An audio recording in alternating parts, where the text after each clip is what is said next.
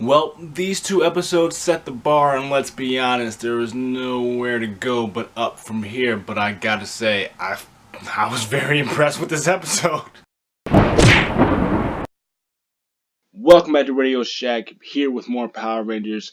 And guys, it finally happened. It is here, the 25th anniversary episode of Power Rangers. And my gosh, I gotta be honest, after watching this episode, I'm like, what did I just watch? What just happened? Because like I said in the beginning of this video, I was very impressed with this episode. I don't think we're going to be talking about Legendary Battle for a while now after watching this. And I know I'm a little late with this episode recap / review, but I had to watch it so many times just because I wanted to catch some stuff I maybe missed, but there was a lot of good things in this episode.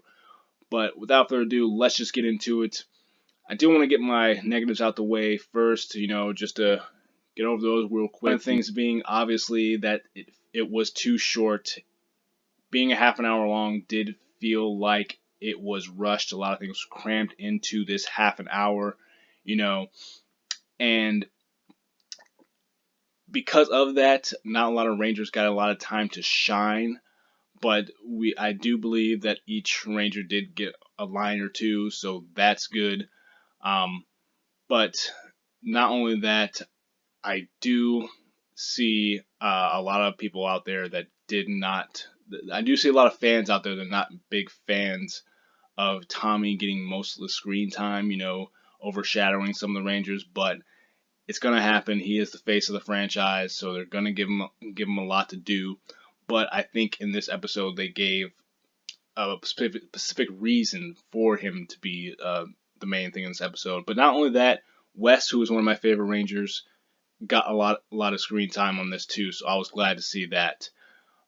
But other than that, oh yeah, I think there was a missed opportunity here, and I believe that's also because it was too short. There was a missed opportunity to have Preston and Coda share a moment together. I wish that would have happened. I felt bad because these two brothers were so excited to see each other become Rangers, man. I just wish there was a moment for that. But also, minor nitpick.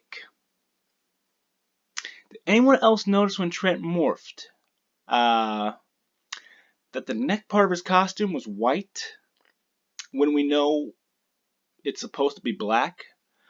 But I don't know, maybe that was because of production issues, because the robot army had, black gloves, I believe, and black necks. Maybe that was the reason, but I don't know. That's just me. It just threw me off a little bit every time I saw the White Dino Thunder Ranger on the screen. But let's just go ahead and get to the episode. This episode was so much fun. It was everything I wanted in a Power Ranger team up, unlike the Legendary Battle where the Legendary Rangers just pretty much just showed up and left. Compared to this one, it actually felt like a true mission. You saw the teamwork in this episode between these former Rangers. But getting into the episode, as we know in the previous episode, I think it was Outfoxed, where the Rangers were visited by these cloaked people, who told them they had to earn the Ninja Steel Blazed Zords. Even though they already earned being Rangers, they had to prove they were worthy of them, which I thought was probably the best episode of Ninja Steel since the reveal of Aiden. But that's all gone now, definitely because of this episode. But we do later get it revealed that they are Wes, Gemma, and Coda, and they pretty much give them the whole details of what actually is going on. Rangers are going missing across the dimensions. And they did confirm that RPM and Dino Charge are in their own separate dimensions for all those people that had questions about that. So I thought that was very nice. But not only that, we did find out that Time Force created this transporter that allows the Rangers to transport between dimensions, only for emergency uses, just because it does take effect on the morphing grid. But this is an emergency. Another thing I did like was that when they're talking about Tommy, they're getting ready to go gather Tommy for this mission. I love that he still lives in Reside, because that's where we last left him off, was in Dino Thunder.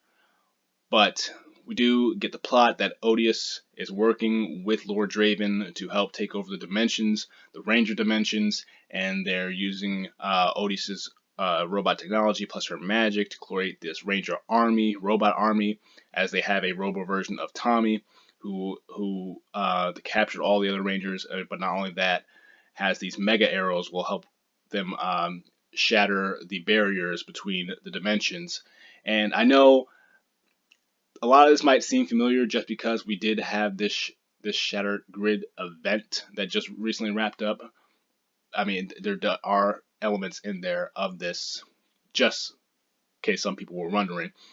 But like I said, this was great to see the teamwork between these characters, you know, and not only that, like we saw in the trailer, we saw Tommy escape and using his Black Dino Thunder Ranger powers, which is awesome. I love anytime they can get away from just single using the Green Mighty Morphin Ranger.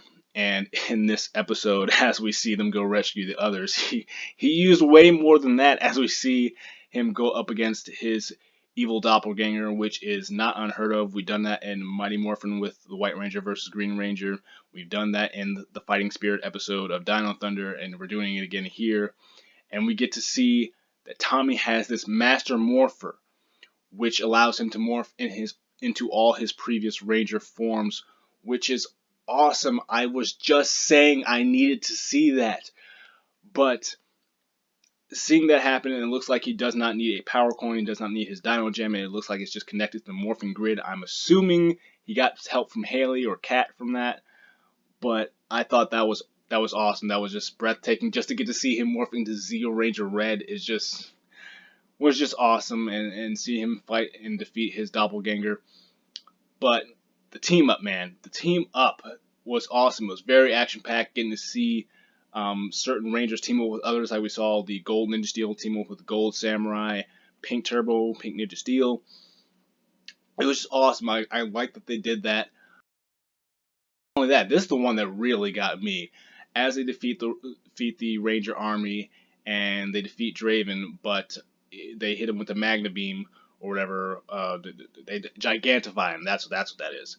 But they do that, and he gets ready to launch his final arrow. And this is the one that took me for the loop, as we see Tommy morph back into the White Ranger and calls for the Falcon Zord, the freaking Falcon Zord, and captures the arrow. The Rangers defeat Draven, and Tommy launches the arrow back at Draven, which is the way to defeat them. I thought that was so awesome. A lot of the final moments gave me really chills, and I did love the final moment as the Ninja Steel Rangers were just talking to the Legendary Rangers, and we didn't really get that in the Legendary Battle, as they just showed up and left. I love that moment, and this was probably the greatest moment for the Ninja Steel Rangers period, having this challenge. These past two episodes actually having a challenge. A lot of the things were just easy to go over, simple lessons, but I thought that was really the case here. But like I said, I was very impressed. I think this definitely the best team up episode in the Neo-Saban era, but I actually got to put it up there, close to Forever Red. It's not as good, but it's close. It's close to it. I really enjoyed it. I mean, I don't know what else to say, but what did you think of this episode? Also, what did you do on National Power Rangers Day? Comment below, join the conversation, and as always, if you enjoy my thoughts, and make sure you like, subscribe. Don't forget to power that notification bell anytime you want to be notified when I upload a video. And my last video will be linked in the description down below. And until my next video, I will see you later.